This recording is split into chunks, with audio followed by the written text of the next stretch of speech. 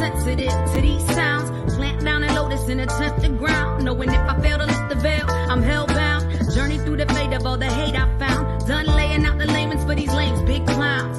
We can still throw down pound for pound if you choose to drag my name through the mud with no bounds. Scars go deep, but the passion can shift. Trying to find a balance between anger and bliss. Searching for my purpose when success is a myth. I thought I knew the gist of the plot, but it came with a twist. Had it all mapped out, but none of the pieces fit. Abandonment issues got me doing the split. Realizing I didn't really need what I wish. Got sick of getting tricked into giving the devil a kiss. Welcome to the side of hell. They got me under a spell. Story to tell as soon as I break out of this shell. Welcome to the side of hell. Good evening, everyone. Here they come. Here Hello. Hello. Hello. Hello. Hello. How's everyone doing? Living the dream. Yeah. Good. Missing ghost hunts, that's for sure. Oh, just yeah. Well, Not we're getting long, back though. we're getting back into the season of the ghost hunts, aren't we? So it We should are, be something to look forward to. You Not said long. it's seasonal. Wait, I find that the winter seasons is more when the people come out to go ghost hunting than the summer seasons. Yeah. It's all in here. Yeah, but it's You when think so? people want to come out with us, isn't it? Yeah, I know, but they're there all the time. They're not there just holiday period. Oh, we're going on holiday. We stop. You know, Yeah, but you tell they're that to there our all the guests. They've Don't got know. busy lives too. But no. But yeah, tonight I'm running the show. This ain't my show tonight. We're going to pass it over to Dan. He's running the show. So do you want to do the introduction, Dan, and give a bit of a spiel what's going on tonight? Yeah, of course I can. I will try and run the show, but I will need your help, that's for sure. So we've decided at Portal to the Paranormal, as you probably see, we do quite a lot of podcasts with different celebrity guests from across the pond in the UK and various other locations. We've decided to launch a new podcast, which we're keeping it very basic and calling it the Paranormal Places Podcast.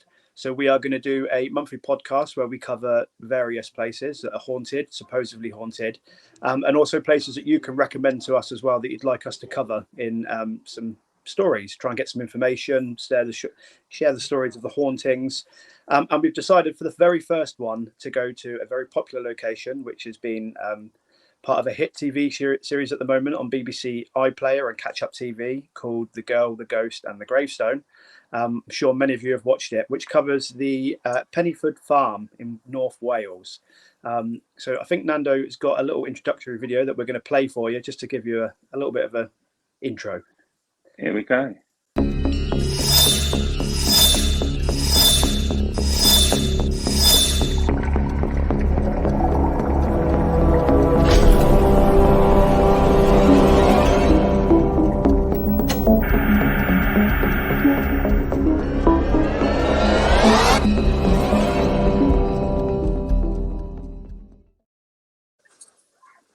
There we are. That was a good video. I like that. It was a That was very very good. .com video, so it will be added to the shows. So yeah, first question then. Everyone that's on the cameras at the moment, Joe, Dave, Nando, have we all seen the documentary? Yes. Yes, I binge watched it after you said about it. Yeah. Yeah. So I've watched it twice now. First time I was hooked and thought it was absolutely amazing, and kind of fell down the rabbit hole of, oh, it's all real, it's amazing. I've watched it a second time to collate some notes for this podcast, and I think my views have changed quite significantly after watching it a second time. Yeah. So I've got some facts, just some very basic facts that I will read out to everyone that's joined us in the chat today. If you haven't seen it yet and you don't want to know anything, then don't watch on, because we're going to spoil pretty much most of the information. So the location we're covering tonight, as mentioned earlier, is Pennyford Farm, located in the remote area of North Wales. It was once claimed, as were many places in the UK, to be the most haunted house in the United Kingdom. And we hear that quite a lot with various places across the UK. There was documented more than 300 paranormal events. However, all of these documentations were done by the Gowers, the family that moved into the house on their own. And they lived in the house from 1997 until 2010. The residents of the house, the main residents, were the male of the house, Dr. David Gower, who was a head teacher at a local school and also was a trained scientist and worked in a pharmacy as well quite a lot. The housewife, his wife, Rose Marie, who stayed at the house and looked after their adopted son, John Paul, who was a 15-year-old male who had Down syndrome. So they were the 3 occupants that lived in the house. There were 2 other daughters as well that lived elsewhere that intermittently stayed at the house. The key things that they experienced in the house: hearing voices, seeing shadow figures, but the most documented stuff they experienced were carvings on the walls, behind radiators and furniture, and some of these carvings disappeared over time or just disappeared within seconds, quite interestingly. A couple more facts. There was a report in the very near area to where the house or the farm was located, a sighting of the Virgin Mary. The people that claimed they saw the Virgin Mary then claimed she had cured them of a frozen shoulder. You're doing really well tonight, Dan. And cataracts. I was on nights last night. I'm still half asleep. It then immediately, as a result of that, became a tourist hotspot with hundreds of people visiting the area hoping to see the Virgin Mary. The previous owner of the house was a gentleman called Morris, and he claimed that he felt a presence in the house, and the neighbours in the area, when asked, also claimed they felt an energy in the area. And the last bit to mention were the Gowers that lived there sold the property in 2010, and the new owner of the property hasn't experienced a single thing in the house that is paranormal. He doesn't believe in the paranormal and has experienced absolutely nothing. So they are the facts of the house. And also is on the line for the Abbey. Yes. The key route the monks would have walked. That's the one. Yeah. And that was confirmed with historical documentation. So that is a fact as well. There are quite a lot of more information, but I've got them just noted down as key points for us to talk about throughout the podcast. Is there anything else that anyone thinks I've missed as the key hard facts of the story? And Sarah's just mentioned about the pregnant girl, and you've just said about the monk scene, but Sarah mentioned about the pregnant girl. Just before we go on, I always like to do is just say hello to everyone that's dropped in. Yep. So we got Mo that's come in, hello, Damien, Sarah Guy, Sarah, hello, Sarah. Gillian. So throughout the show, if any guys have got any opinions about what we're talking about, stick them in the comments and we will show them on the screen, and we'll have a chat about it. But yeah, let's get into it then. So we know the facts. So what's the first subject you want to touch on, Dan? So the first subject I want to touch on is something that I've known for quite a while, are the kids. Year-old boy with Down syndrome that lived at the house and was looked after by the mum. Kids being a magnet for paranormal activity. What are people's thoughts on being a magnet? I think it's not necessarily that they're a magnet. It's just they have not been opened up or told that things are wrong and that they shouldn't be seeing things and things like that. So it's not necessarily that they're a magnet. It's just they are innocent. So if they see or feel or hear anything, they've not been conditioned that actually you shouldn't be seeing, hearing, feeling that thing. So it's more an innocence rather than anything, a naivety. And as we get older, we grow to kind of, oh, that's not right. We shouldn't be seeing that. Yeah. So something that stood out for me in the documentary was the bits where John Paul would comment on the monk being unhappy and stuff like this to the family. And there's something that we quite often encounter is if somebody says to us, I think there's a ghost in my house. And we will often say to them, if you don't want to communicate with it, it probably won't communicate back with you. If you start trying to entice it to talk to you and start using equipment, then you're kind of opening a portal for it to then come forward and communicate with you. Do we think that potentially if the house was haunted, the actions of John Paul talking to the monk and talking to the ghost may have been actively allowing it to happen? I'm just purely thinking on the basis that when he moved out of the house, the new owner said, there's nothing here, nothing's happened. Do we think there's a chance that John Paul may have been allowing that communication to be there? What do you think, Dave? It's possible. I mean, I don't know if any of you know, my youngest granddaughter has Down syndrome, and she regularly sits on the settee that is in line with my hallway, and she regularly taps me on the shoulder, points down the hallway and says, "Who's that?" And there's nobody there. But I know her sister, who would be 25, 26-year-old now, she was born in the house, but she was stillborn. So is she seeing that? I don't know. I don't know enough about Down syndrome to say, like Joe says, yes, she's innocent, or he's innocent in this fact. And she hasn't had it drummed into her that there's nothing there, you know. We just sort of say, oh, it's one of the kids or whatever. Like, we just sort of like amuse her, pass the thing away. But who's to say that she isn't actually seeing something, you know? I sort of think, you know, if you look at children as they're growing up, a lot of children have their imaginary friends. Yeah. And like Dave just said, we amuse the situation because they don't know any different. And as they get older, they get told different things which may show. But how do we actually know that they're not actually seeing someone or seeing something that they're communicating with? So, you know, that side of it is you got to take on board. They could be seeing more than what we realize. And because we grow up and we see different things, we get told to believe in different stuff.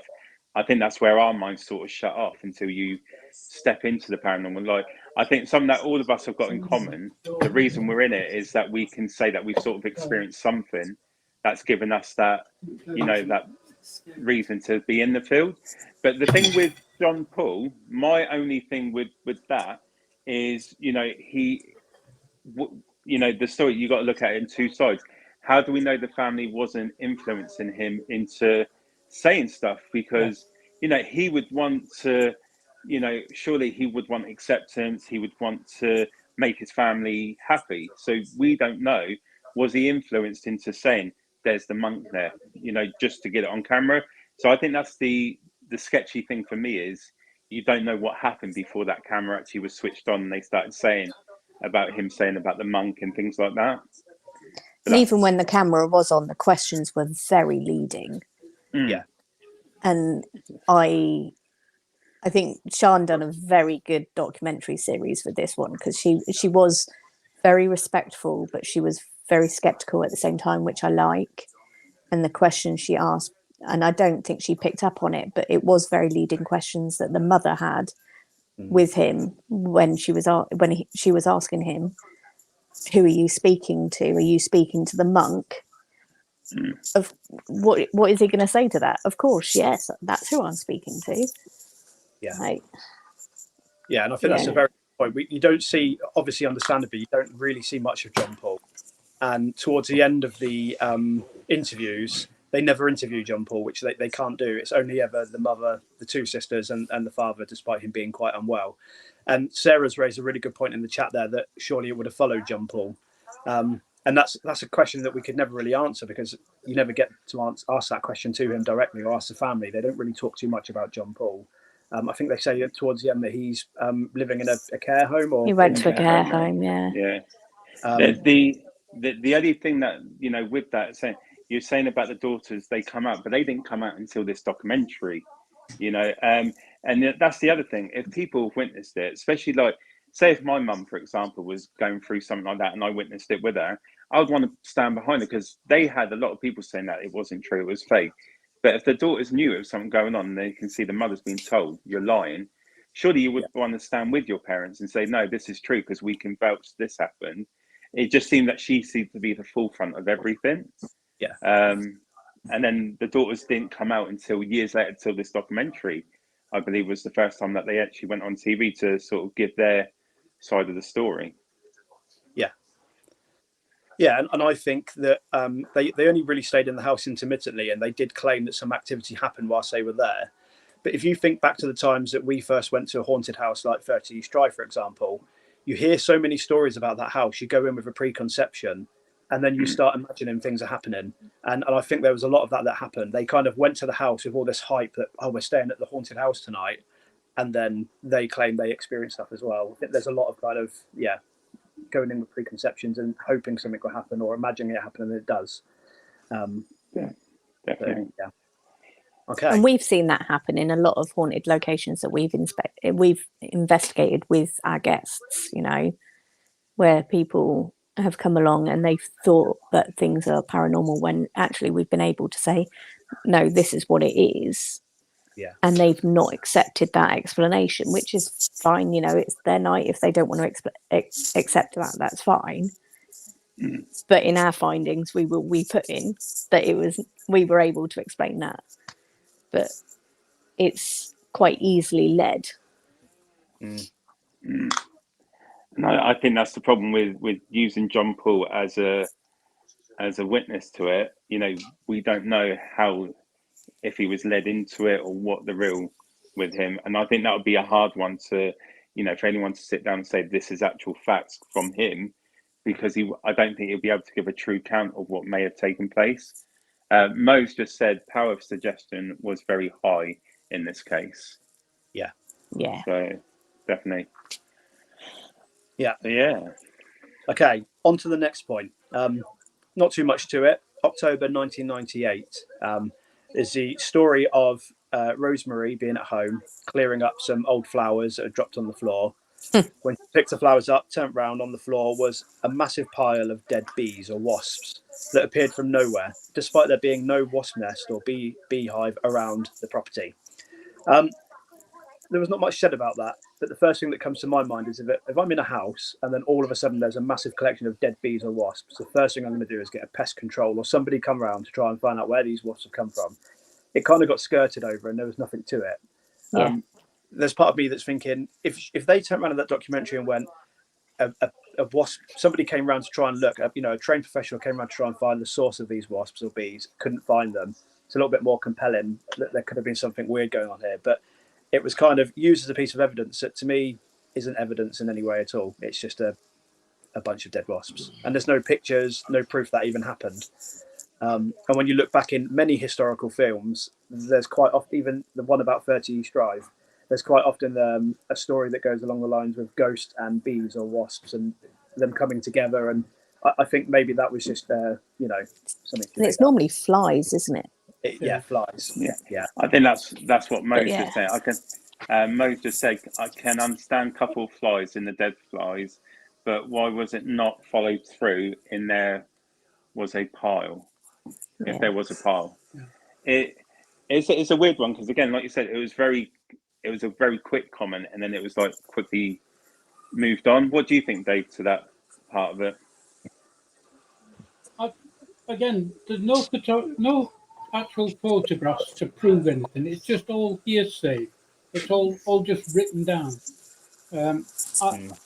You know me. I like hard facts. I like it to be there, proven in front of me, so it can be seen, touched, tasted, or whatever. Like, you know, I wouldn't want to taste a wasp. Well, no, but you'd be able to see it. You'd be able to feel it. You'd be able to, you know, you would know it's genuine. In this case, like you said, all the films from the past have all had this insects and stuff like that being picked up when there's something bad or demonic or whatever, like, you know. And like you said, nobody got called in. I don't know whether it's an owned house or whatever, like, or if it's like a council house. No authorities got notified. So yeah, I think things like that just need to be brushed under the carpet and forgot about. You know, if there's no proof, I'm sorry, it didn't happen. You know, I mean, the other thing to consider is where are you likely to find wasps and bees inside nice, pretty flowers? And if there's a selection of flowers that are dead, for all we know, these wasps or bees could have already been dead inside the flower petals, and she's picked the flowers up. They Sarah's fell out. just said that. Oh, is that what she said? Oh, Yeah, Sarah's just said it as well. So yeah, that's an option as well. I wouldn't put it down as paranormal myself, personally. No. I think it's a hard one because, again, it's the situation. She's on her own again. No one else has witnessed it. And, you know, and for me, that's like reading something from a movie script or something, like you've said, you would see in a movie. suddenly all these bees start coming out from everywhere. Do you know what I mean? It's Yeah. but that's a hard one to be able to say that's definitely paranormal. And I know it's different now because we would be able to take photos with our mobile, but if it happened, even back then, I would have like scooped him up and put him in a bag. Yeah, just put him in a bag and said to Gary, look, like, this has happened. Yeah. Where the hell have these come from? And left it to Gary to deal with. But it wouldn't have just been me. I would have been like, where have these come from? What happened? But there was none of that. No, definitely. That one, I think we can easily say you wouldn't be able, if that was us investigating, we wouldn't be able to document that as something paranormal because there's just too many uncertainties there with that part of it. But yeah, it's easily explainable. I'd like something like that to happen. I would be impressed if that happened. That would be cool, but again, you know, it's a hard one. I think that's one that, like she did, she was very quick to explain it and then very quick to move on from it as well. Yeah. So, but what did she call a pile or a heap or whatever? I mean, if you got a bunch of flowers, and those flowers turn into these bees, wasps, insects, or whatever, it's going to be quite a few. Was there only one or two of them? Did she over exaggerate? You know, a couple of flies have dropped out of it, and there's a whole pile. Again, you know, not knowing the person, not having any proofs, we shoot it away, gone. You know. Yeah, definitely. Yeah. Okay, next point. This one for me rings a little bit more true. So there's a report of during the wedding reception of one of the daughters, they have a little bit of a get together at the house, and they decide to move the headstone from the garden to somewhere a little bit more discreet and put it out of the way and hide it so it's not on show. They claim that after that happened, that was a catalyst for more events happening in the house. So for me, my first ever experiences of the paranormal was in a house as a child growing up. We moved in there, weird things happened, and whenever we decorated a room, rearranged furniture, cut the grass in the garden, that evening or that day, something very odd or bizarre would happen. A paranormal event would happen in our house. So the moving of furniture and stuff like that, I do, you know, I'm not saying it's true, but I remember things like that happening to me when I was a little bit younger in a house. So I can see that happening, whether or not it is true or not. It's unproven, but it's an interesting point. You know, I can get that when, you know, there's a lot of stories where people have adjusted something when they've moved in, or there's a lot of stories where something's been changed and then it's caused like an erupt of energy to come forward, and you know, but again, for me, the only thing with that is the gravestone is outside the house. So would it necessarily affect inside the house? When, you know, do we know that this gravestone actually had any part of anything inside the house, or was it something that was just outside? That's where when they were talking about that bit. But like you said, things can happen, and that could ring true, that part of the story. What about you two? Little Joe, what do you think? I'm a bit like Dan in the fact that when you move stuff around, decorate, change a house in any way, it can lead to some paranormal activity. So it could ring true. And again, if they were having an event there, a party, there's a lot of energy there. That's going to build energy into anything anyway. Like on our investigations, when things are a bit slow or we're not getting anything, what do we always try and do? Build energy. Exactly. So they're already doing that, aren't they? So that would have potentially have helped as well, or hindered in their case. Yeah. And if you put yourself in the shoes of the Jane Jones, the girl who supposedly was buried on the grounds and who the headstone is for, and you are buried on unconsecrated ground because you can't, because of the being pregnant at 14, 15 story, you've got your headstone, and then all of a sudden somebody's going, we don't want that around, we're going to move it away. if you were a because ghost, we're ashamed of it. yeah, if you're a ghost, you'd be a bit like, hang on a minute, I'm not happy with that, and Yeah. then may trigger things to happen. So it is a possibility that that could have been the root cause for some of the activity they had there. You'll have to read that one Mo- out. It's too small on my I'll, screen. I'll read it if you want. So Mo's just put, I believe in the ghost of the girl. It's gone. More than other events. I think there may have always been a ghost of Jane on the property, upset more by the movement, and that may have been who they were seeing, but the mum may have Exaggerated. Yeah. thank you, the event. Oh my, that was a hard word, Mo, for me to do, but yeah.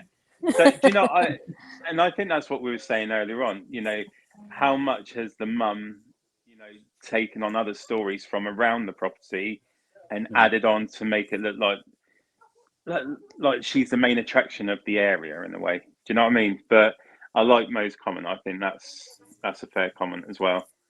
And it would match with potentially the other people that have lived in that house or around that farm where they've seen or felt a presence. So yeah, it could match with that. And like the monks, I do believe they're around as well, but I don't think it's in the way that the mum portrays What it about to you? be. What about you, Dave? What do you think when it comes to the headstone movement? See, I want to know. She did her gardening and found the headstone. Why move the headstone in the first place to prop it up against your house if that's not a cry for attention? Look what we've got. We've got this, and trigger everything off. I can understand, you know, we're having a party. Ooh, we don't want that there. Might scare people. Let's move it. And then, you know, the girl's moving. I can understand that. But if a spirit is attached to that location, I think I'd get a bit pissed off. You moving my marker. You know, that's marking where I'm buried. I'd be really, really upset about that, and I would do all I could to really upset the rest of the people that are doing it. But I'd also question if I was moving into that house and that gravestone is prominent. It's like, oh, hang on a minute. Do I really want to live here? You know, somebody's buried in my back garden. It's all right burying your dog or your rabbit or your cat or whatever, like, but to bury a human being, you know, I'd properly question that. Like, you know, I probably wouldn't buy the house, but Yeah. No, exactly. I think Sarah and Mo agree with you, Dave, with what you just said. That's cool. But yeah, I think that the gravestone, you know, if that was, are we saying then that potentially she was buried in the grounds there? Do we believe that she's potentially buried there somewhere? well, when they looked at the documents at the end, they actually said on there that there was a 14-year-old girl who became pregnant. It was illegitimate, and she died in childbirth. Now, it's a sin to have become pregnant back then, 17, whatever it was. I think. And go on. I think she was buried in 1778. Yeah, something like that. I believe that was the year. So yeah, I mean, it was a sin to the church. So it was like, you cannot be buried in consecrated ground. You've got to get you somewhere else. So obviously the family's just going to say, oh, it is our daughter, we're in our garden, done and dusted, like, you know. But yeah, like you said earlier on, there was a story about suicide, and again, that being unlawful and stuff like that, taking your own life. But towards the end of it, they did actually say that that address had a 14-year-old girl that became pregnant and died complications due to childbirth. What happened to the baby? Did the baby die? They didn't say nothing about that. Not that I can remember anyway. I might have fallen asleep by then. But, they didn't say anything about the baby. They just said the girl died during complications in childbirth. So, you know. So, I think she is buried there. Has always wandered the site, possibly looking for her baby, and saw John Paul as a baby. Mm. And what's ideal? So I'll read you my very next point that I raised. So I Mhm. wrote, Rosemary. So although she exaggerated a lot of things, she did claim she saw a ghost in the garden, a young girl who was pregnant, which matches with the story of Jane Jones, died at the age of 15 during childbirth. Could she relate to John Paul because he's the age 15, same age as she was when she died, or does she see him as a baby from what she lost when she lost when she died through it, or is she just looking for her child? So I completely relate with what Maureen said. I think that's correct, and I stand by the fact that I do think that she's buried on the ground because A, the headstone is enough evidence, and B, if Rosemary was going to fake it, she would have had to go through all of those national archives to find the dates and the details of the name of the person and make up a story. Whereas the facts are there, and you could see that it took a lot of digging for them to get to the bottom of is it an actual true story. So I don't think Rosemary saying she saw a girl in the garden that was pregnant is a lie. I think that's quite possibly true, and she's kind of seen some stuff that's real, but you can't take any of it for real because a lot of the stuff she made up is lies, and it's that whole kind of quandary of the girl who cried wolf in this case. You don't know what's true because she lies. And do you think if that's the case, then that the girl, the spirit of Jane, then was there, and we're saying about John Paul? Do you think that she may have felt more of an attachment because John Paul being, Down syndrome, might be classed as more vulnerable, so she had that drawn connection because she could sense that he would be more vulnerable to her presence. So could that be the case then? That why there might have been connection with him being in the house then? Yeah, but he never said anything about the girl, though, did he? He only saw the Yeah, monk. and some of The monk, He communicated with the monk. But this is why I think the mum has got, like Dan said, I think she's got a lot of truth there, but it's in amongst a lot of lies. Yeah. Not lies, but exaggerations. Sarah Guys just said she doesn't want to be forgotten, so that's a valid point. She dying at a young age, she still wants to feel she has a place, and I think Mo's just replying to the comment that I just made about the John Paul's vulnerability. But yeah, I don't know. Like I think you're right. There's an attraction there with John Paul, maybe because of his disability, maybe. But like you said, Dave, he never made reference to her. So I think what is nice, though, with her is the gravestone was found in the end after they buried it when they moved. And the new owner seemed to be quite respectful of that and was like, well, we're going to clean this up and make sure it gets put in a rightful place. So that seemed to be a lot more respectful. So whether that helps put her at rest a little bit. Definitely. I think the new owner was very respectable, actually, to be fair, although it's probably going to give him a little bit more business now with his yurt company. His glamping, yeah. Glamping. But I also think he could have quite rightly turned around to her when she came to his house and said, look, that's a pass. I don't want any of this to do with my property. It's my house now. Let's forget about it. He was very welcoming, which was good to see. And for somebody that was very sceptical, he went off his own back to look for the headstone after she left. Good to see as well. The thing that stands out to me as well is there was also a report from one of the sisters that she woke up in the night and saw what she claimed to be a monk or a dark shadow leaning over the cot for her baby. I know there's been reports of monks seen there, but do we think maybe this could have been the girl spirit in the dark looking over a baby, like we think she may have done with John Paul? Didn't Shan say that there was another case that from previous where they had a monk figure leaning over a cot? So it wasn't the first one, and the daughter wouldn't have known about that. Yes, she did. It's interesting. It's all interesting. So that to me kind of made that one a little bit more real. Yeah. The thing that stood out for me with that case as well, though, that situation is the daughter who woke up and saw the shadows also admitted she suffers from sleep paralysis and then said, oh, but it wasn't that. This was different. I think as soon as you admit that you have sleep paralysis and, these kind of night terrors, it's quite hard to then differentiate, take somebody's word that, oh, it wasn't that, it was something completely different. It plays a big part in it. And I think that could also explain quite a lot, is that she was probably just experiencing night terrors and sleep paralysis. So.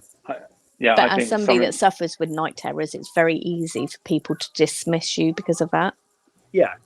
And say, oh, well, yeah, it was just that, when actually sometimes you do know the complete difference, and it's like, no, that actually was happening.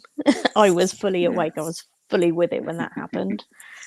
And it's quite hard to kind of convince people. Sorry, Nando, I didn't mean to interrupt.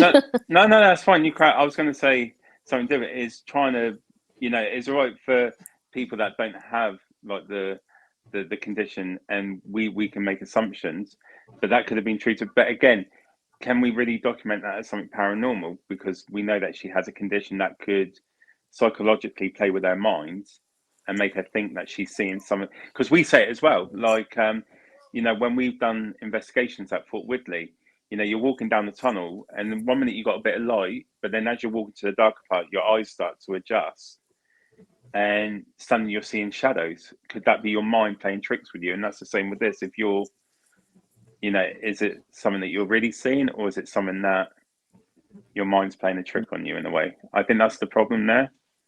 And that's why I think Sian saying what she'd done with the looking back at the previous owners and finding a story very similar. Like she said, it doesn't provide evidence that what happened, but it causes doubt that it was sleep paralysis, and actually could it have been something more. What do you think, Dave? About what? About back in the room, about her seeing the monk, but also saying that she has, is it sleep paralysis? Is that right? Yeah. See, the thing is, sleep paralysis doesn't make you see things. It basically stops your body from moving at that moment in time. So people say, oh, there's a weight on my chest, that my legs are being held down. That's all part of the sleep paralysis, the fact that they can't move any part of the body. Night terrors, something different totally, isn't it, Joe? Yeah. So it poor old Gary. Night terrors is inside neurological side of it, but sleep paralysis is a physical restriction of the body being able to move. So if you see something, you think, oh shit, I can't move. That's the paralysis side of it. That's just the sleep paralysis, not anything to do with night terrors. And how many times have we, when we've done investigations, we've seen a dark figure, you instantly think, oh, it's a monk. Yeah. I mean, yeah, everybody that mentioned it, oh, we've seen a monk. It could have been the girl that she see in a cloak, makes her look like a dark figure. So, again, I don't know what to take from that. I mean, it's not like the monk's turned around and shown himself and started saying mass over the crib or whatever. It's literally just a figure leaning over the crib. So was it the monk or was it Jane? There's no reference to this big, tall, dark figure or a little, short, dark figure. It's just a dark figure looking over a crib. Now, again, how big is the crib? If it's a modern day cot, is it off the ground? Is it low? We don't know. I mean, if it's a low one and they're looking over, that's going to be a short person.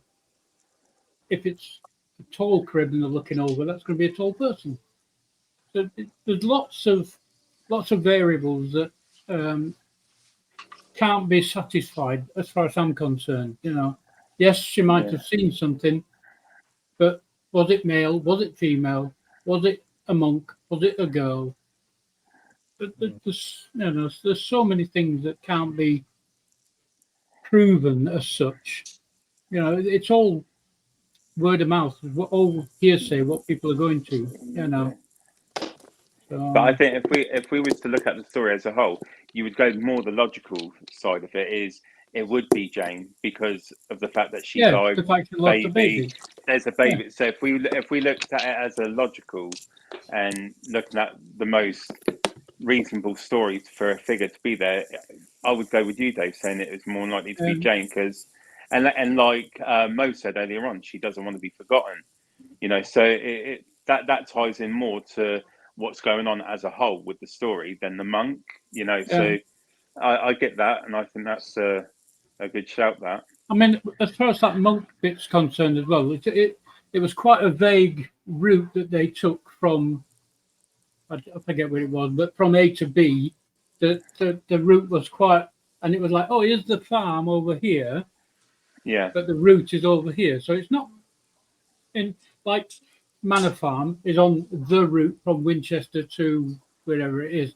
It's physically on that route. Whereas the route that she planned out, the farm was off to the right of it. So is there a monk there? You know, I mean, would the monk have gone away from it? Because I mean, it's only a farmhouse. There's no chapel there, no religious ground or anything by the farmhouse. So why would the monk be going to there when he's on a route to the other end of North Wales to a religious thing? Because they didn't stop at farms; they stopped at churches, chapels, and monasteries and stuff like that. So, that's a good show. And then I think, like Jennifer's just said, I definitely felt as though it was Jane that was watching the baby. Totally agree that a girl wearing a hooded robe. So that makes the most sense from that side of the story, I would say. I think so. Could easily be a mistake. Okay, on to the next. Ready for the next point? Let's go. This one was quite interesting for me. So they claim that whilst digging in the garden, they found a piece of a human backbone in the garden. However, they decided not to call the police because they wouldn't be interested because it was too old. So, thoughts on this? Do we think they did find something which was potentially an animal bone and thought, oh, we can just pretend this is a human backbone? Or do you think they didn't find anything at all and that's why they didn't call the police and they're just making out we've got a body in the back garden that goes along with the storyline of Jane? Yeah. I mean, how many archaeological sites do you come across that has bits of bone fragments in the ground, not human, but food sources that they've been having? I mean, if this has been a farm for 300-400 years, there's going to be bits of slaughtered animal there that we've had for the dinner. You know, I mean, so again, I always was under the impression if you found a piece of human bone, no matter how old it was, you had to inform the authorities, who would then come and say, no, that's old, we're not interested, and away you go, you know, you carry on.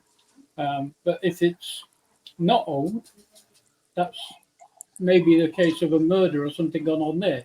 So the police should have been informed rather than just them saying, nah, we'll get on with it. Yeah. What about you, Joe? What do you think? Yeah, very much same as Dave, to be honest, on that one. It's a farm, isn't it? Working farm. Yeah. And it's hearsay. They could say, here it is in a bag. It was. No. Well, what do they do with it? If they've got a human backbone, where the hell is it? You know? Yeah. Okay. It is a bit, why wouldn't you report it? And then two, to justify the story that's going on there, surely you would want someone to examine it where they can confirm, was this a human or was it an animal bone? So, and if it's a human bone, you know, I'm sure they could still detect if it was likely to be a female or a male. Oh, They yeah, can. and DNA and shit on it. That's not a problem. Yeah. And I think it would, with everything that they report, it would give more substance and more proof that potentially this is something that is, you know, a true story, like with regards to the girl being there. I'm talking about, you know. So it's a bit odd that they didn't do anything. And what have they done with the backbone since? Yeah, no one. They didn't that's say. the other thing. Yeah, that's what I mean. It was just like that they claimed to find something that could be evidence, but then didn't do anything with it to sort of. Because I would, the first thing I would want to do is find out more. Where did this come from? So you know, are you dealing with something potentially human, or well, like Dave said, being a working farm at the time, like back in the day, could this been something from a farm animal or anything? Or a But pet, yeah, because how many of us buried a pet in the back Yeah. garden? yeah, yeah. So, yeah. So yeah, so that's another weird one, how they dealt with that. Hmm. And they're not really not intelligent people. That, you know, he's clearly an intelligent person. So, and in the field of work that he's in, he would know what to do with that.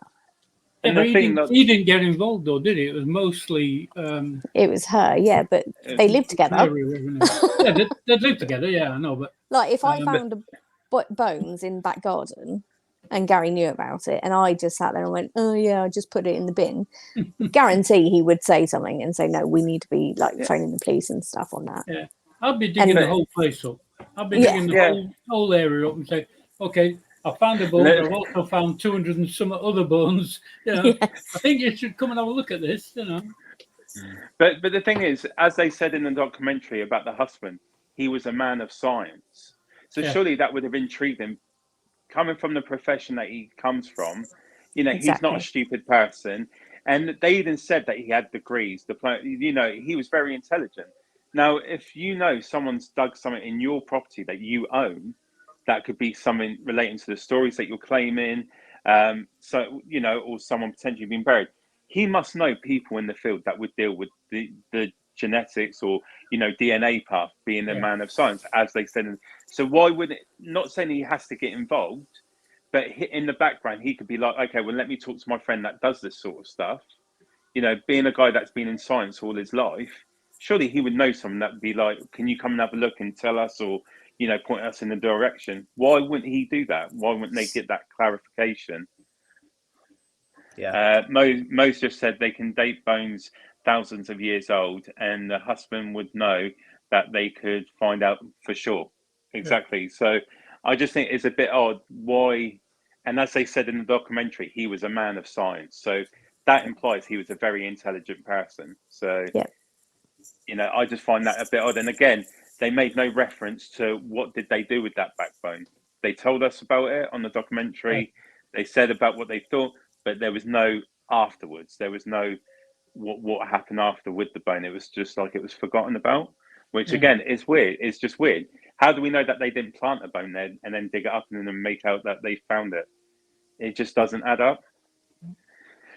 Yeah, and the fact they haven't got it, that stands out even more to me now. Like, where is it? If it's such an important piece of the history of that house, and they suspect part of the paranormal activity, what do they do with a piece of human backbone? Like, Yeah. the wasps have eaten it. So yeah, again, is another story that they've come out with, that there's a lot of uncertainty there to how real that part of it is, you know. So, but yeah, that's my thought of it anyway. So I put a bit down saying the only person who really went public was Rosemary. She was the only one that really, she went on the TV show. When they did the documentation around the house, it was very rarely the man talking. It was all her explaining everything. It was her that documented everything down in a little diary. So it was very much led by her. And I listened to some of the things that she said when they interviewed her. And one of the things she said was, it's a miracle we managed to sell the house with its story. Now, the way she worded it almost came across like the story was put there by her. She was emphasizing that there's a story that comes with it. And the other thing she mentioned was, we couldn't wait to leave. Or when we left, we were so glad to say, thank God that's all over.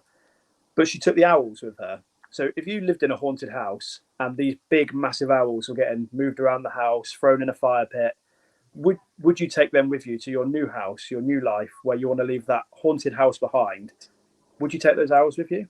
I mean, I know I certainly wouldn't. If they'd been involved in some form of poltergeist activity, I'd be like, they're staying.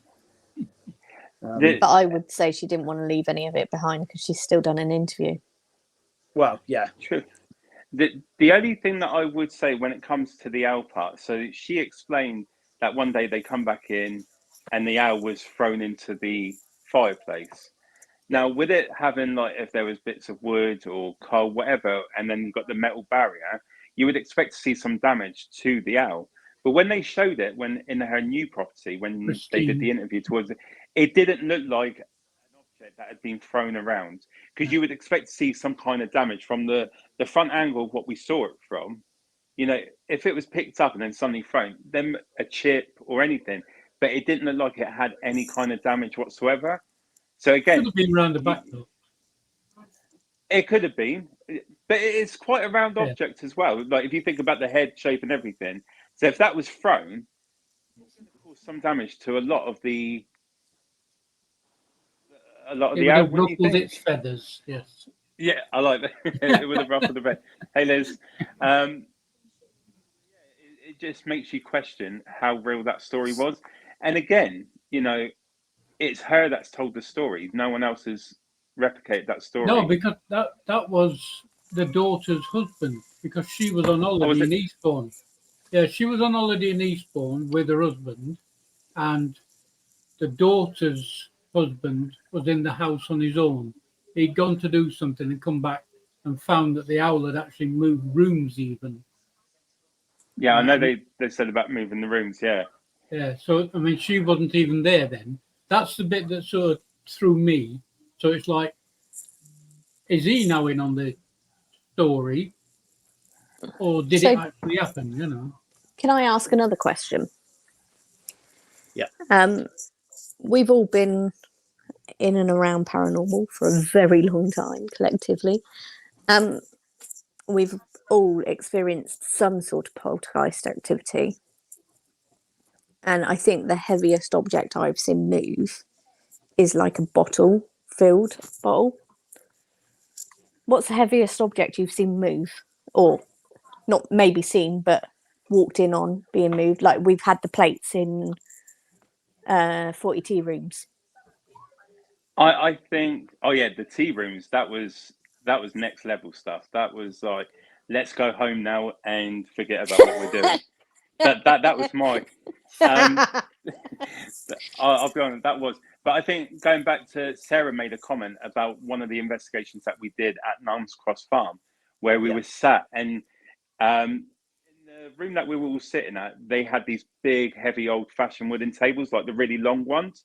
Do you know, like the ones that you would sometimes see in like medieval films, where they're sitting there? True that, yeah. And no one was touching one of the tables. You had one in front and one behind us, and I think was it the table behind it? It just literally just shifted. You and I were on it though. You and I had our arms on it.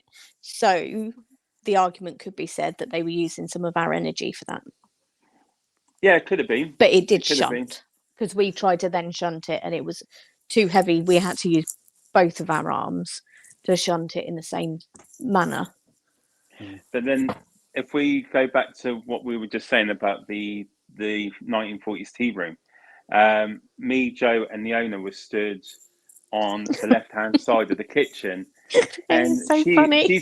she's got these big sturdy shelves, right, where she had her on a plates brick wall. On a brick wall, and they weren't on the edge, but it was the plates in the middle suddenly shot out and smashed all over the floor. Now, the good thing about what we can say, there's three of us to, document that and, visually say. I think with them, a lot of their story is there's only ever one person, or there's very few people to be able to verify the stories that are going on. And again, I refer back to what I said. A lot of the stories come from, was it Rosemary or Mary Rose? Yeah. It comes from the mum more than anyone. And when she did her TV bit, for me, it looked like she was having fun. Like she was. And if it was someone like you, we hear stories all the time. If someone's been traumatized or someone's getting sick, you would not be sat on TV laughing and having a good time about it. It just makes me think, how real is that? If you're telling about a severe ghost story that's going on, would you be smiling and be happy? Yeah, I'm going to say one of the daughters, the one that was on the barge, she got upset when she was relating her story, but because she was talking about the son being in the cot, wasn't she? In the cot, yeah. But again, we don't know what they've been talking prior and how long after she actually got left and said, "Oh, she's gone out crying, sort of thing. She's upset. Mm.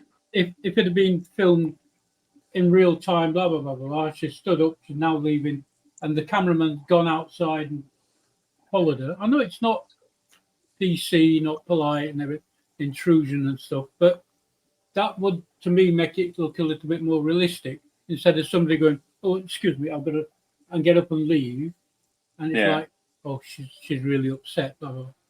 You know, I mean, I've gone out of a room and I've been in absolute chopping agony, but I can't prove that. I can't tell people.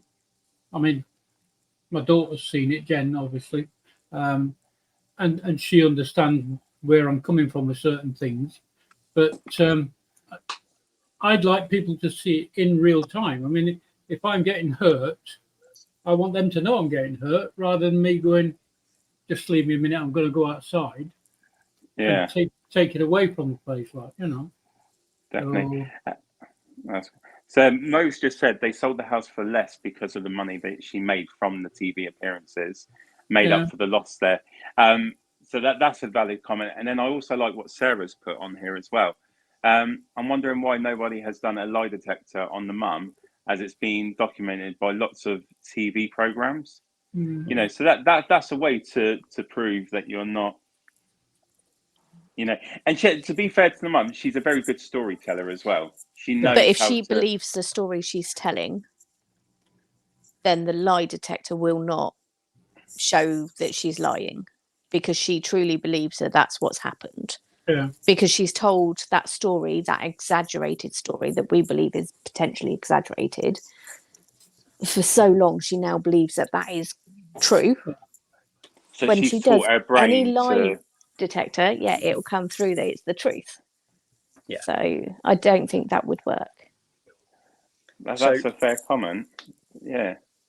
I was just going to add, so I think Maureen's response about she made some extra money, that's why they sold it for less, was in response to that comment there from Jen. So Jen said, when they sold the property, they accepted a lower offer. Would you want to just lose money for a story? So I've got a little bit of statistics that I've been doing some digging on that I'm going to present to you now. So there we go. I'm sure everyone can remember. It was way before me and Nanda were around, I'm sure. I'm not sure, Joe, I can't remember. However, 1977. Can anyone remember what way before me? Can anyone remember what happened in 1977 with relation to a haunted house in the UK? Does anyone know which one that is? It's probably the first UK big paranormal story in a house. It's not the Enfield. I'm guessing that's Pontefract. No, Enfield. The Enfield. Oh, Enfield, yeah. The Enfield haunting. So, the Enfield haunting, when that happened, the property value at the time increased by £100,000 over the space of a week, based on the story that had happened in the house. So they said there was a ghost and a poltergeist in the house. The value of the house went 100 grand straight away up through the roof.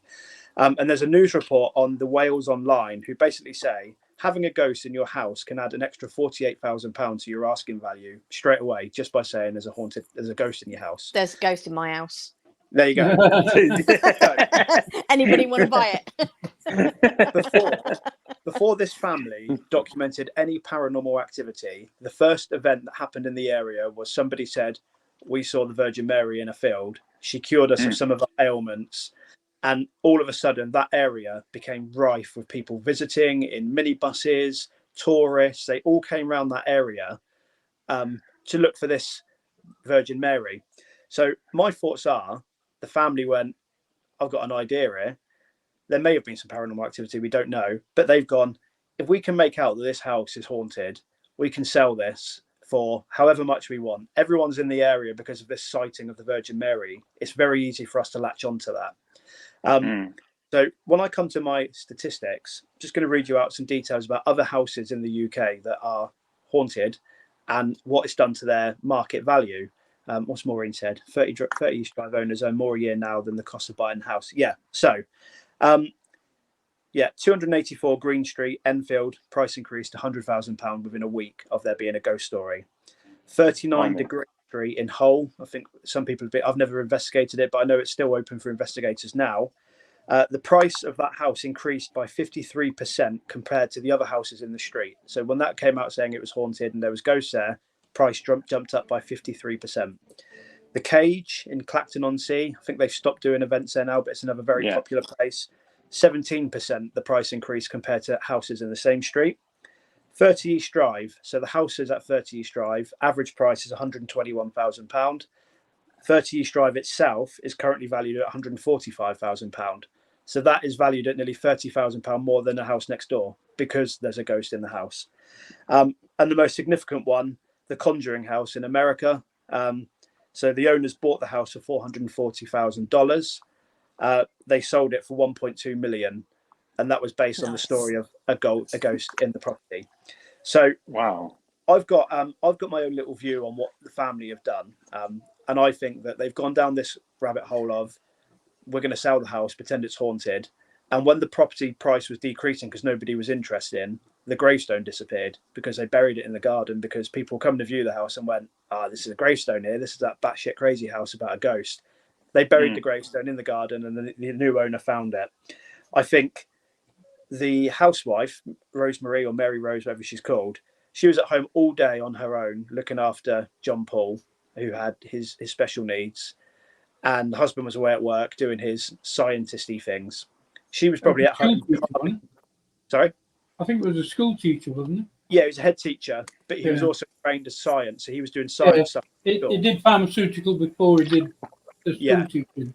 Mm. Well, I think she's at home in the daytime, carving stuff into the wall. And then he comes home from work and she goes, oh my God, look, that word's just appeared there. Because I don't expect he'd walk in from work and go and check and go, oh, that wasn't there earlier, or this wasn't here earlier. I think she would have identified things and went, look at that. That word's just appeared like within the last couple of minutes. And she'd done it in the daytime. And I think eventually he come along with it. And all of these weird kind of disappearing things were down to the chemicals that he had access to at the school and at the pharmacy to make things look like they were. Because what's interesting is when nobody was interested in buying the property, so they were trying to get rid of it as soon as they could, apparently, because it was haunted. They did it until 2010. That's a long time not to sell that property. And I generally think that they just took a hit. They made a hell of a lot of money from being on newspapers, TV shows, radio programs, like Maureen said, and that covered the deficit of what they lost for the house value by selling it for less. That's my if view. they got paid for them, because they might not got paid. But I do also believe there were some genuine paranormal activity happening there, but it's really hard to decipher the real from the not real because there were so many lies attributed to it. Yeah, I definitely don't think it was like they say it is. Same as like other houses, like 30 East Drive. I don't think it's as prevalent as they say it is. I know some nights are better than others with any location, but yeah, I think it's definitely not as bad as they think it was. And I think with this house, it's since been sold on, and the new owner, he's actually opened up a glamping site as well attached to the property. And when she asked him, have you witnessed anything? His immediate response was no. Yeah. And the gravestone was still situated at the property as well. You know, so surely if it's an attachment, because they've not witnessed anything since moving away from the property. So we know they can't use the terms of that the spirit is attached to them because it's with them at the new, you know, especially where the owl's there with them, you know, for a period of time, the son would have still been with them before going into a care home. But then the new owner's not reported any kind of evidence. So does something just really stop because the family's moved out and nothing ever happens? But the gravestone was still there. They dug the gravestone back out and pulled it out to where it was buried. Yeah. And nothing's come to light about, and the only thing I would say, she stayed there that night. And even she said she thought she could hear something, but is that because she knows where she is and her mind's just going a bit, because she was unsettled and everything. But it's just amazing. They've moved out and then suddenly all the stories have stopped. Nothing's been reported in that house. And there's not been like massive change. They've changed the interior, but the actual land itself and what the house was built on is still all the same. Yeah. So does that really just stop just like that? I don't know what you guys think of that. It depends. I mean, if they are feeding from John Paul, the young lad, the Yeah. Down syndrome, if they're feeding from his energy and he's now gone away and taken away, we don't know what's happening in this accommodation that he's in. Yeah. Something could still be with him. He could still have the monk attached with him. I don't know.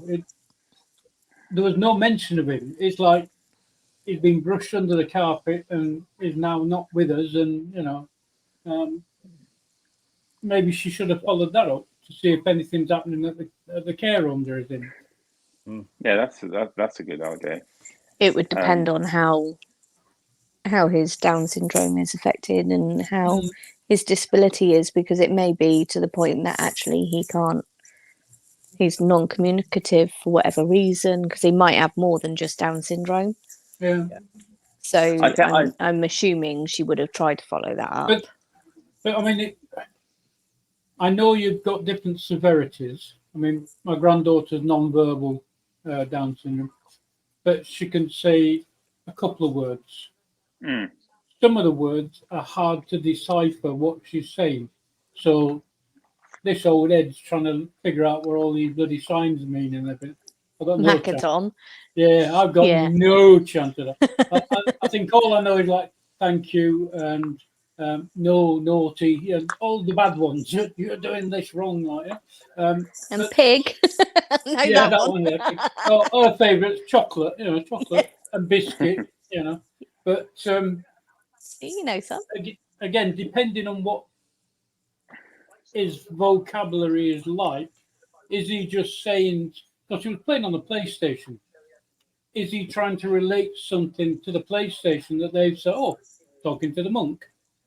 I mean, I sit in this room every night on my computer, headphones on, microphone on, and I'm talking to Jim over in Canada and Bobby over in Wales, sort of thing like that. The wife doesn't know what I'm talking about, but she hears me saying different things. Is this something that they've just heard and thought, oh, we could buy the monk, you know?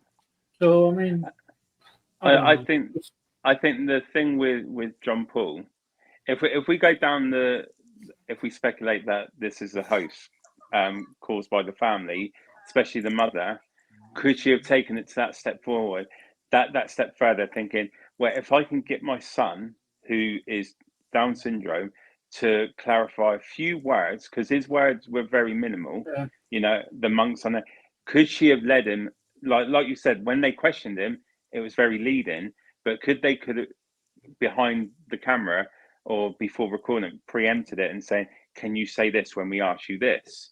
You know, could they have coasted him so when they record it, they think it's going to give him some credibility, using the fact that he's disabled, he's got Down syndrome, using that as a way to make the story sound more real. I know it sounds awful to think that, but unfortunately, people like that. There's people exactly, like that. You can't say that that's not a possibility, because there is people that will do that to vulnerable people to gain advantage. You hear stories like this all the time, you know, like the elderly people, you know, they have someone that comes in meant to be their carers, but they're abusing them by taking their money off them, or, you know, doing stuff that they shouldn't be. So it's hard to tell what's going on before the recordings take place with John Paul. It's a hard one. Mo's just said that's why they won't interview him now, because he will tell the truth. So that's a possible as well. My mum told me to say it. You know, mummy told me to do this. That's it, yeah. What do you think, Dan? Yeah, I mean, I think I alluded to it a little bit earlier on that, he was not really mentioned ever again, other than, oh, he's not with us now, he's in a care home, and that's it.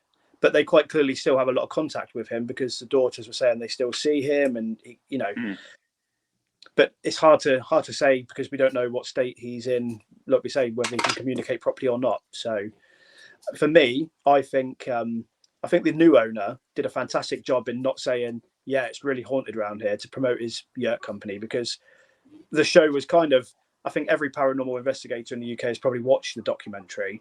And if he turned around in that and said, do you know what, we get so much activity around here, then the yurt's flying off the shelf. For people going to stay there and you know, wanting to witness stuff themselves. So fair play to him for being honest and saying, nah, there's nothing here, you know, but still come and stay in my yurt, which is really, really good. But I think he will still get investigators going just Yeah. out of curiosity now as well. Oh yeah, definitely.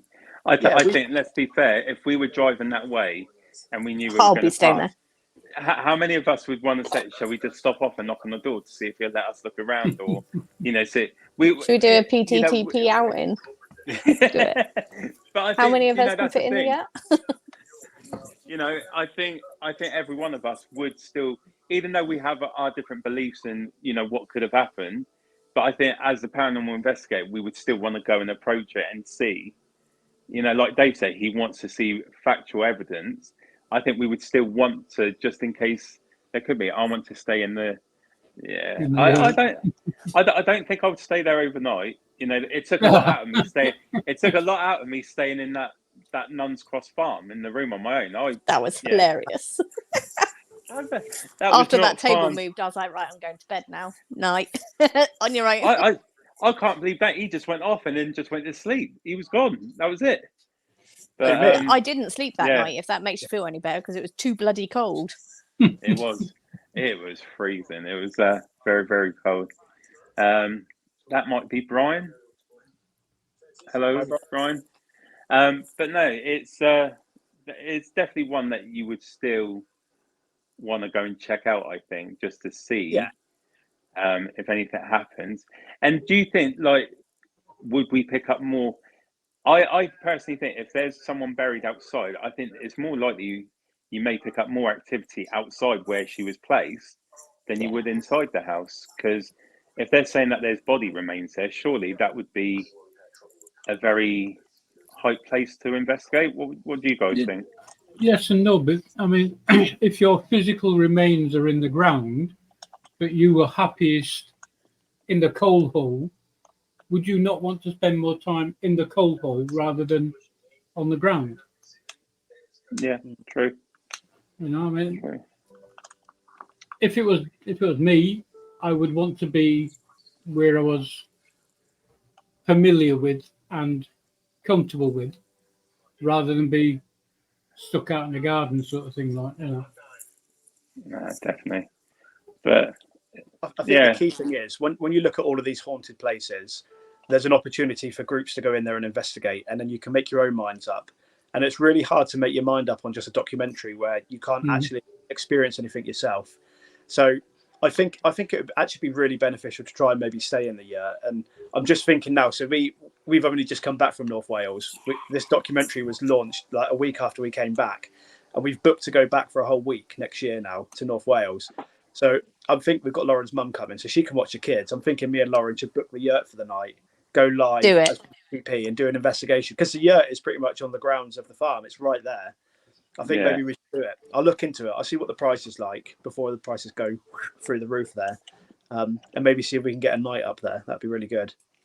That would be great. And like a day trip, like Lauren's just said, just even to see if you could pick anything up during the day as well, just walk around the grounds.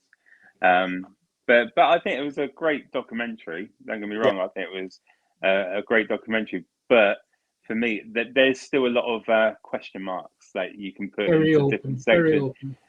And like you said about the words on the wall, how easy could it have been with him having access to different chemicals, that could create those symbols, the words, and they're saying that, one of their, comebacks was about the words. Everything was in Welsh. We don't speak Welsh. We don't know Welsh.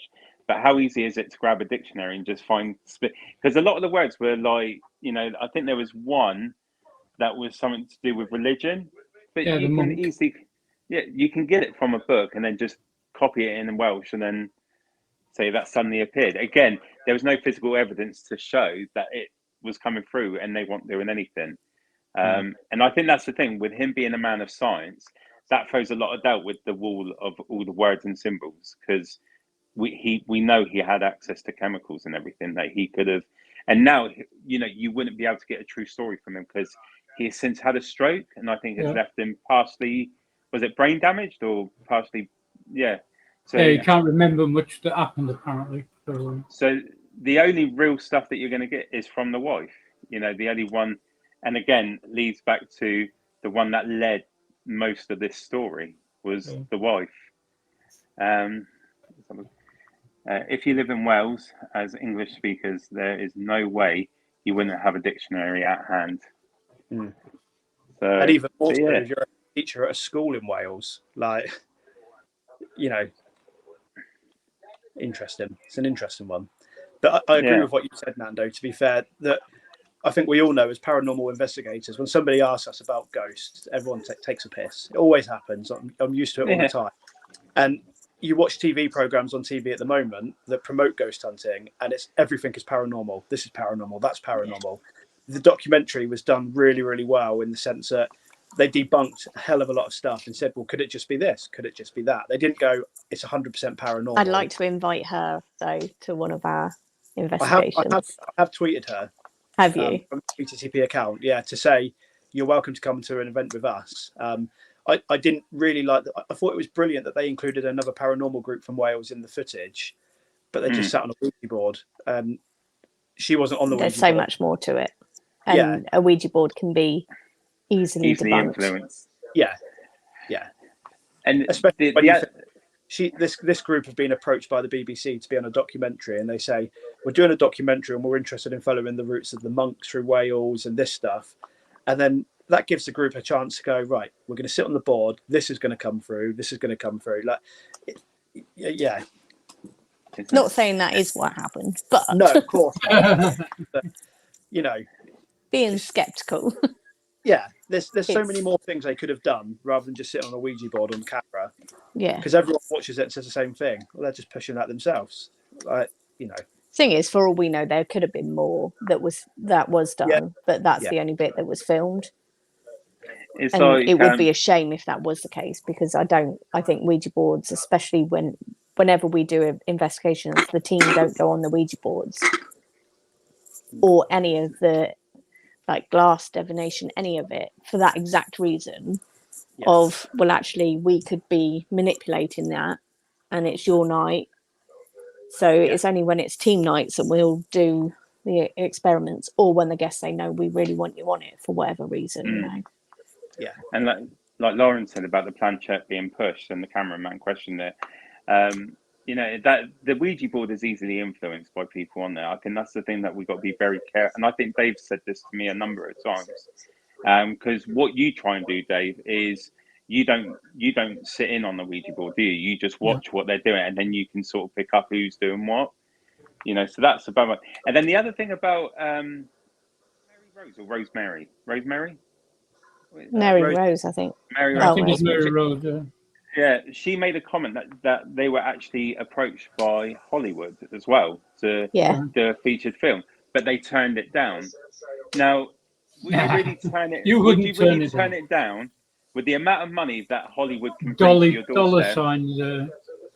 And just previously, they said that they were taking a loss on the house. You know, so I think, did Hollywood really get in touch with them, or was that another story that she made up to make it sound that, to try and give her credibility of her story as a whole? So the more people she thinks that she can say that they got in touch with her, it gives her more credibility about her story. Because again, that was a very quick thing about, oh, it was Hollywood, but she didn't go into a lot of detail about what they actually wanted to do. She just said, oh, they want me to do this. So I said, no way. And that was it. And then it was moved on very quickly again. So again, it just makes me question, how real was that? So Mo said she would go on Kilroy talk show, but not Hollywood. Yeah, right. So there you go. So she'll go on the talk show, but with Hollywood, with the amount of money you can get, that would have set them up for the rest of their lives. You know, really, would you really turn that down? I don't think so. But yeah, that's my opinion there about that. Out of interest, out of the four of us or anyone that's joining in the chat, does anyone know anything about this story until it was on this documentary? Had anyone ever heard of it before? Because I hadn't. No. And when they say this was one of the UK's most haunted places, if Hollywood were interested in doing a film like they were the Enfield House for The Conjuring 2, was it, I think, or one of the Conjuring films based on the Enfield House, and obviously the 30 East Drive house, you hear the stories about these places. The Grey Street, I've heard of that before, the Enfield House. I'd never heard of this story until the documentary. And, you know, I don't know. I think the first we heard it is when you put a message in the group chat.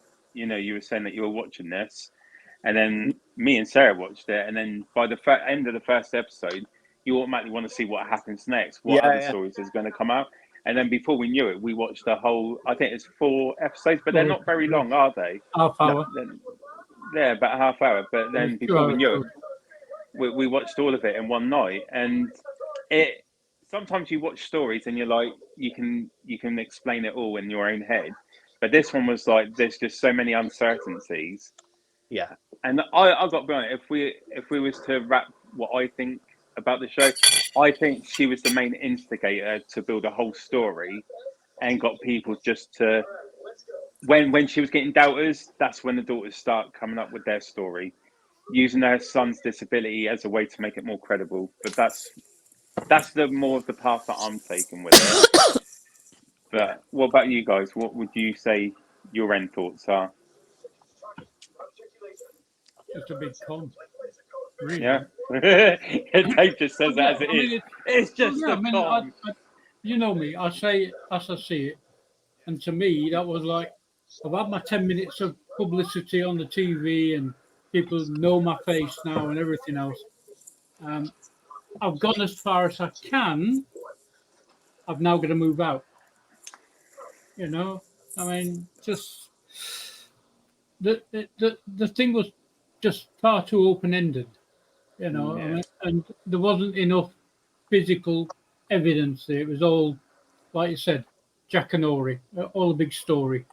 So yeah, I'm not buying it. Not buying it. What about you, Jack? You know. I think there is elements of truth, but a massive exaggeration on a lot of it. And like Dave said, no evidence for a lot of it either. So, yeah. And I think Sian, like I say, hats off to her. She's done a great job on that one. Yeah. No, definitely. So just reading that, being real investigators, we can look at all paranormal stories with skeptical eyes. General public can be soared by TV shows. Very true. But Dan, what's your end thought about it all?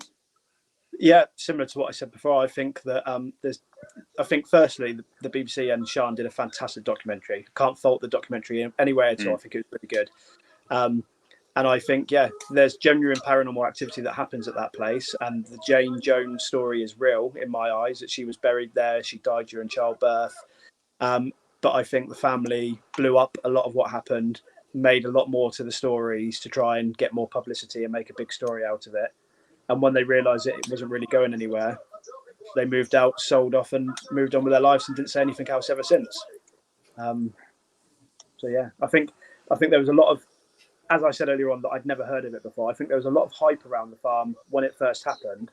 Then when interest died off, you never heard of another paranormal event that happened in that place. And you never heard of the family again until this documentary's kicked off. And I think that says it all, that, you know, there's not much there.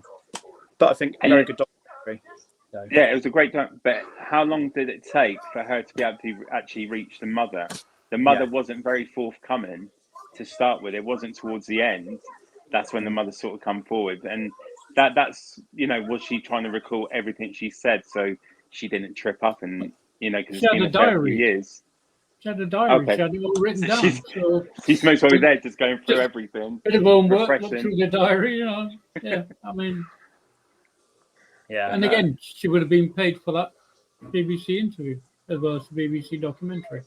I don't know what sums of money, but you know, we're talking a pretty penny. You know, yeah, definitely a pretty penny she would have got for that. But yeah, the other thing I found interesting is they asked the neighbours about Rosemary, and like the judge of character, and all of the neighbours said, "Oh, we think she's doing it," which was quite interesting. They all think that she was making it up. So, yeah. It's a hard one. Yeah, I mean, there can be energy there. You don't know whether it's on a ley line or wherever. So people are going to get a vibe when they go there anyway. You know, it doesn't necessarily mean it's haunted.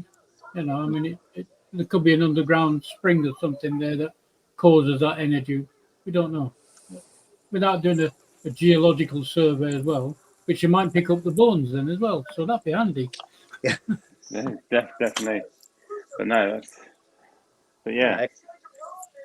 So I guess the key thing going forward now then is we need to know what everyone else that's been watching or what we want to do next, what venue we want to discuss in the next podcast. Yeah, I think what would be great is for people that are watching, if you know of any stories or any locations that have been similar to Pennyfold Farm, get in touch with us and let us know. Then we can go away. And what we're thinking about is what we're going to do this once a month. Yeah, I think so. Where it's going to be specifically about locations, and we would love you guys in the audience to get involved, and we'll go away and do our, little looking at, researching the locations, what we can find out. And this is what we want to do every month, is just talk about certain locations, the stories. What do you think could be real?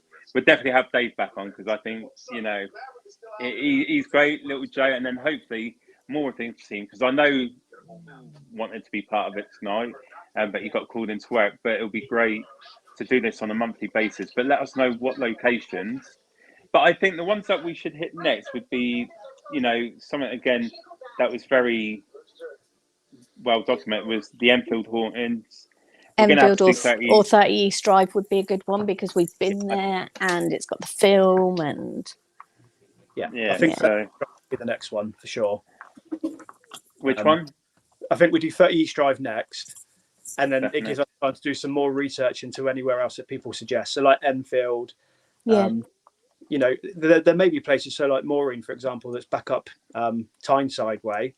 If there's a venue up there that you want us to look into, we can reach out to the paranormal teams that investigate that and get them on the podcast to tell us about their experiences of a location, what they know. Yeah, we can get many people involved in this, which would be good. If Maureen wanted to as well, we could do one on Antwerp Mansions. And, if Mo wants to join in on that, because she come to us with that one, didn't she? So, and that was a good location, I think. Especially in the basement area. That was a bit weird. But yeah, let us know. But yeah, I think that would be great. So we'll definitely put a post out on Facebook about locations. So if there's anything you want us to look into, put a note, and then we'll discuss it amongst the team, and then we'll do a follow-up month from today, shall we say? Yep. Yeah, sounds good. Everyone good with that? Dave? Can't promise. This is my gaming time. Oh, we're sorry. So that's a yes. It's a maybe. Mo said Antwerp was weird, so I think that would be a good one to talk about. We'll put that on the list. But just before we wrap up, for Portal to the Paranormal, we are back on location on the 16th of September. We will be at Murchison Hall is it in Horndean? Yeah. Portsmouth. So there are still places available. And we've got some other great locations a bit further afield, but we've got Shire Hall. We have Derby Jail, is that right? Yeah. Derby Goal. So we've got them coming up. So if anyone wants to join us, if you don't know what we do on investigations and you have a couple of questions and that's what's stopping you from coming on an investigation, reach out to us. We can explain how we run the evenings, and it's a good time. And if you don't know if you believe or not, this would be a great way to find out what could be out there. But yeah, so definitely check out our Facebook page, and then you go over to www.portaltotheparanormal.co.uk, and that's got a list of all our events there. And you'll see us lovely people there as well. What more could you want? So we have a great team. Absolutely, we all have a laugh, and I think that makes the night even better. But yeah, so... And for anyone around, there'll be lots of spirits at Port Solent tomorrow night, because some of the team are going, like, we're going to be out for a few drinks. So, Not me. I'll be in Kent. Do you know what? Since you've been married, you've been a bit of a letdown. What's going on with you? It's not my fault. Like, you guys keep arranging stuff when I'm busy. You don't arrange stuff when I'm at home. Maybe that's okay. Can you come back to us?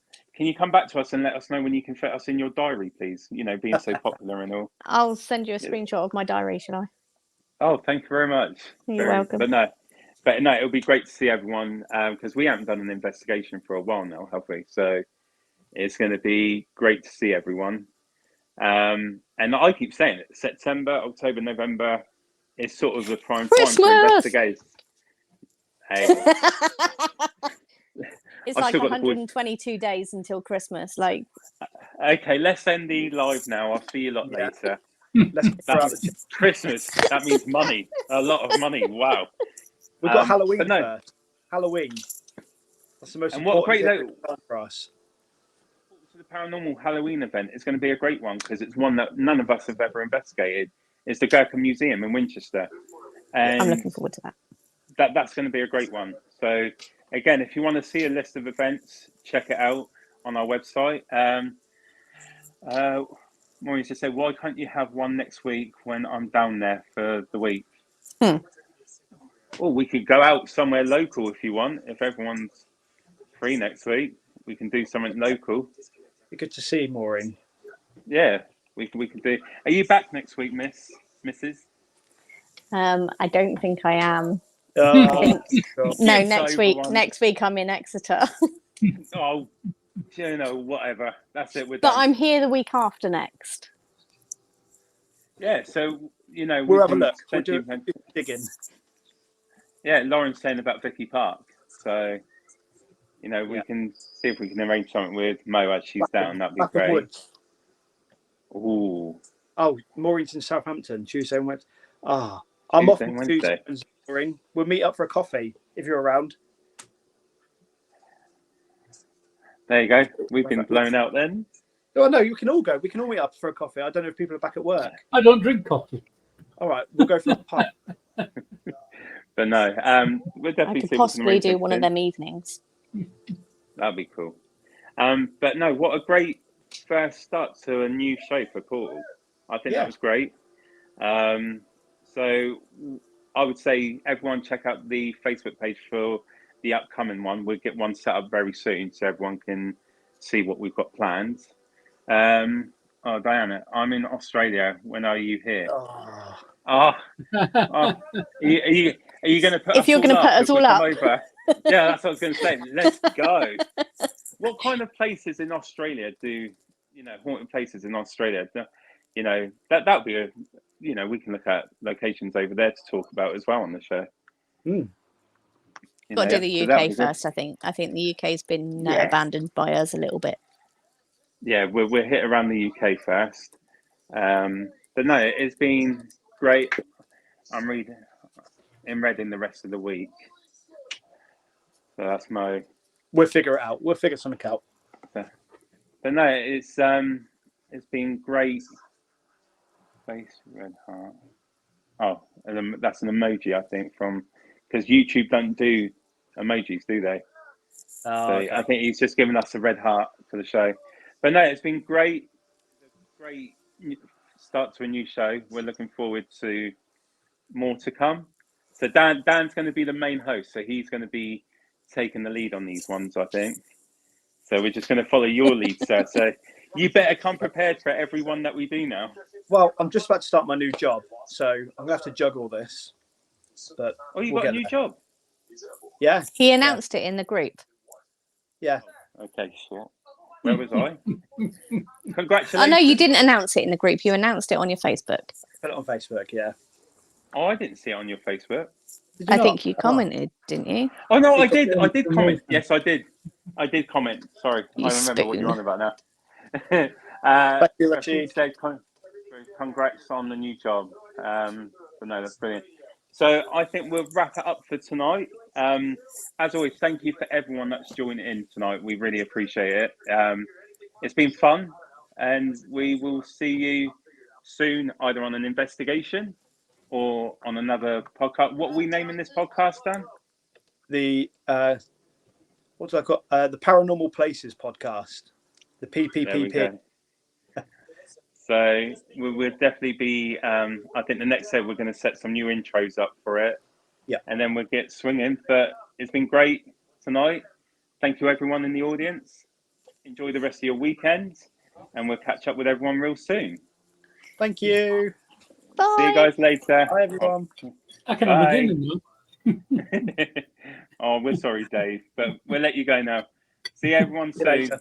Bye. See you later.